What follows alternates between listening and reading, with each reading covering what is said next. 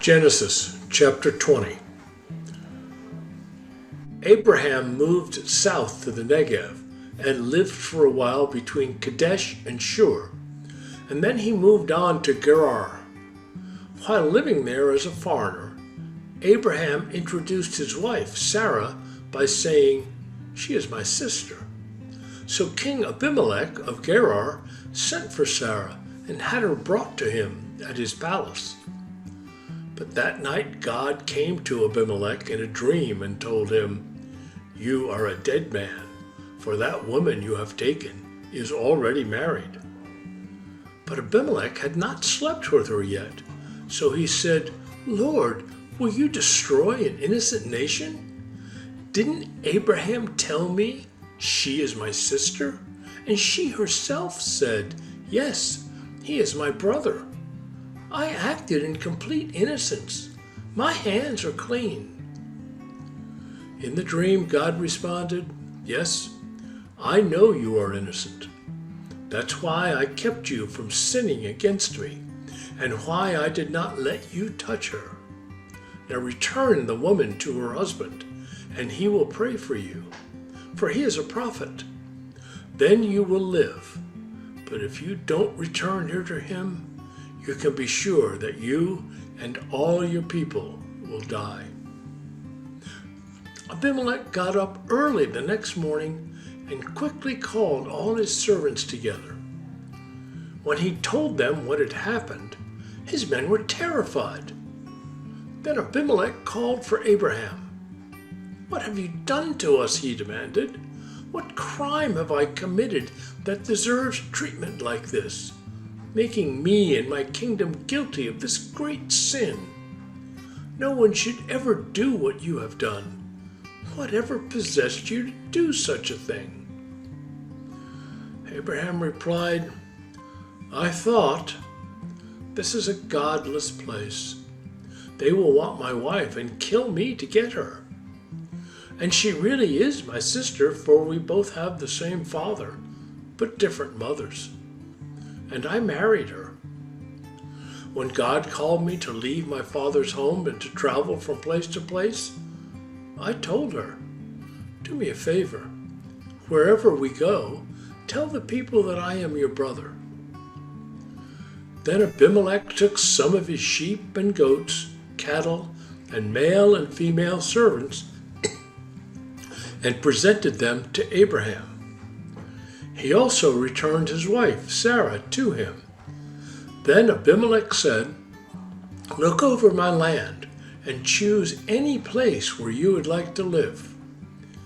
And he said to Sarah, 'Look, I am giving your brother 1,000 pieces of silver in the presence of all these witnesses. This is to compensate you for any wrong I may have done to you. This will settle any claim against me, and your reputation is cleared.' Then Abraham prayed to God, and God healed Abimelech, his wife, and his female servants, so they could have children. For the Lord had caused all the women to be infertile because of what happened with Abraham's wife, Sarah. Genesis chapter 21. The Lord kept his word and did for Sarah exactly what he had promised. She became pregnant, and she gave birth to a son for Abraham in his old age. This happened at just the time God had said it would. And Abraham named their son Isaac. 8 days after Isaac was born, Abraham circumcised him as God had commanded. Abraham was 100 years old when Isaac was born. And Sarah declared, "God has brought me laughter. All who hear about this will laugh with me." Who would have said to Abraham that Sarah would nurse a baby? Yet I have given Abraham a son in his old age. When Isaac grew up and was about to be weaned, Abraham prepared a huge feast to celebrate the occasion. But Sarah saw Ishmael, the son of Abraham and her Egyptian servant Hagar, making fun of her son Isaac. So she turned to Abraham and demanded, "Get rid of that slave woman and her son. He is not going to share the inheritance with my son Isaac. I won't have it."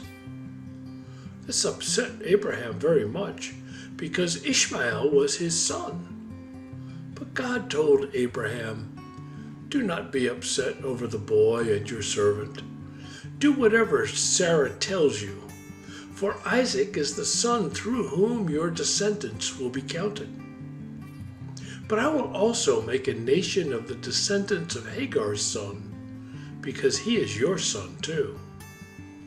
So Abraham got up early the next morning, prepared food and a container of water, and strapped them on Hagar's shoulders. Then he sent her away with their son, and she wandered aimlessly in the wilderness of Beersheba. When the water was gone, she put the boy in the shade of a bush. Then she went and sat down by herself, about 100 yards away. "I don't want to watch the boy die," she said, as she burst into tears. But God heard the boy crying, and the angel of God called to Hagar from heaven, "Hagar, what's wrong? Do not be afraid. God has heard the boy crying in the wilderness as he lies there. Go to him and comfort him, for I will make him a great nation from his descendants." Then God opened Hagar's eyes, and she saw a well full of water. She quickly filled her water container and gave the boy a drink. And God was with the boy as he grew up in the wilderness. He became a skillful archer, and he settled in the wilderness of Paran. His mother arranged for him to marry a woman from the land of Egypt.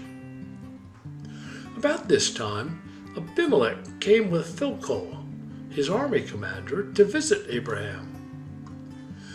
"God is obviously with you, helping you in everything you do," Abimelech said. "Swear to me in God's name that you will never deceive me, my children, or any of my descendants. I have been loyal to you, so now swear that you will be loyal to me and to this country where you are living as a foreigner." Abraham replied, "Yes, I swear to it." Then Abraham complained to Abimelech about a well that Abimelech's servants had taken by force from Abraham's servants. "This is the first I've heard about it," Abimelech answered. "I have no idea who is responsible. You have never complained about this before." Abraham then gave some of his sheep, goats, and cattle to Abimelech, and they made a treaty. But Abraham also took 7 additional female lambs and set them off by themselves. Abimelech asked, "Why have you set these 7 apart from the others?" Abraham replied, "Please accept these 7 lambs to show your agreement that I dug this well." Then he named the place Beersheba, which means well of the oath, because that was where they had sworn the oath. After making their covenant at Beersheba, Abimelech left with Phicol, the commander of his army, and they returned home to the land of the Philistines. Then Abraham planted a tamarisk tree at Beersheba, and there he worshipped the Lord, the eternal God. And Abraham lived as a foreigner in Philistine country for a long time. Genesis chapter 22. Sometime later, God tested Abraham's faith. "Abraham," God called. "Yes," he replied, "here I am." "Take your son, your only son, yes, Isaac, whom you love so much, and go to the land of Moriah. Go and sacrifice him as a burnt offering on one of the mountains which I will show you." The next morning, Abraham got up early. He saddled his donkey and took 2 of his servants with him, along with his son, Isaac. Then he chopped wood for a fire for a burnt offering and set out for the place God had told him about. On the 3rd day of their journey, Abraham looked up and saw the place in the distance. "Stay here with the donkey," Abraham told the servants. "The boy and I will travel a little farther. We will worship there, and then we will come right back." So Abraham placed the wood for the burnt offering on Isaac's shoulders, while he himself carried the fire and the knife. As the 2 of them walked together, Isaac turned to Abraham and said, "Father?" "Yes, my son," Abraham replied. "We have the fire and the wood," the boy said, "but where is the sheep for the burnt offering?" "God will provide a sheep for the burnt offering, my son," Abraham answered, and they both walked on together. When they arrived at the place where God had told him to go, Abraham built an altar and arranged the wood on it. Then he tied his son Isaac and laid him on the altar on top of the wood. And Abraham picked up the knife to kill his son as a sacrifice. At that moment the angel of the Lord called to him from heaven, "Abraham, Abraham!" "Yes," Abraham replied, "here I am." "Don't lay a hand on the boy," the angel said. "Do not hurt him in any way, for now I know that you truly fear God. You have not withheld from me even your son, your only son." Then Abraham looked up and saw a ram caught by its horns in a thicket. So he took the ram and sacrificed it as a burnt offering in place of his son. Abraham named the place Yahweh-Yireh, which means "the Lord will provide." To this day, people still use the name as a proverb. On the mountain of the Lord it will be provided. Then the angel of the Lord called again to Abraham from heaven. "This is what the Lord says. Because you have obeyed me and have not withheld even your son, your only son, I swear by my own name that I will certainly bless you. I will multiply your descendants beyond number, like the stars in the sky and the sand on the seashore. Your descendants will conquer the cities of their enemies, and through your descendants all the nations of the earth will be blessed, all because you have obeyed me." Then they returned to the servants and traveled back to Beersheba, where Abraham continued to live. Soon after this, Abraham heard that Milcah, his brother Nahor's wife, had borne Nahor 8 sons. The oldest was named Uz, the next oldest was Buz, followed by Kemuel, the ancestor of the Arameans, Kesed, Hazo, Pildash, Jidlaph, and Bethuel. Bethuel became the father of Rebekah. In addition to these 8 sons from Milcah, Nahor had 4 other children from his concubine Reumah. Their names were Tebah, Gaham, Tahash, and Maacah. Genesis chapter 23.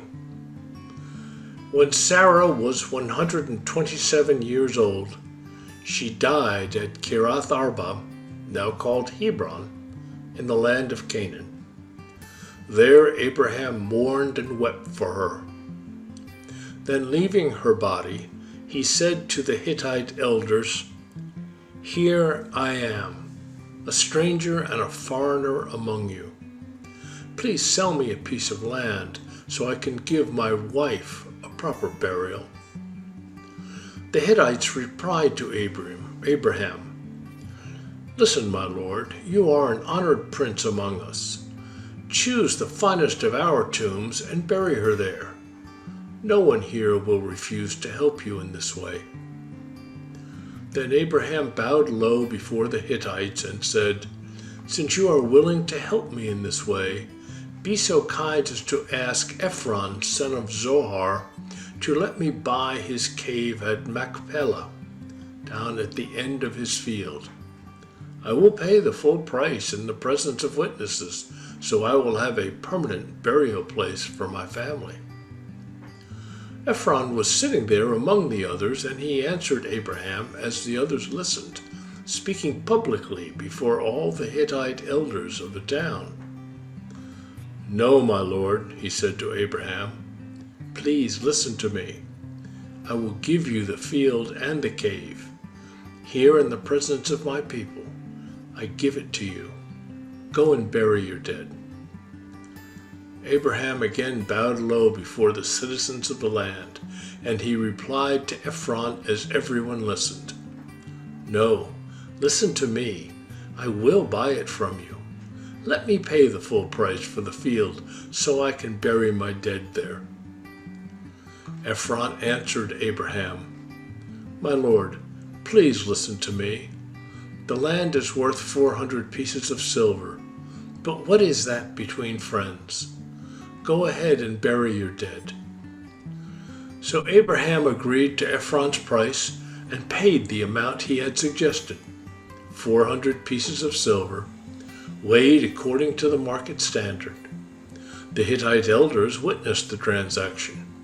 So Abraham bought the plot of land belonging to Ephron at Machpelah near Mamre. This included the field itself, the cave that was in it, and all the surrounding trees. It was transferred to Abraham as his permanent possession in the presence of the Hittite elders at the city gate. Then Abraham buried his wife Sarah there in Canaan, in the cave of Machpelah near Mamre, also called Hebron. So the field and the cave were transferred from the Hittites to Abraham for use as a permanent burial place.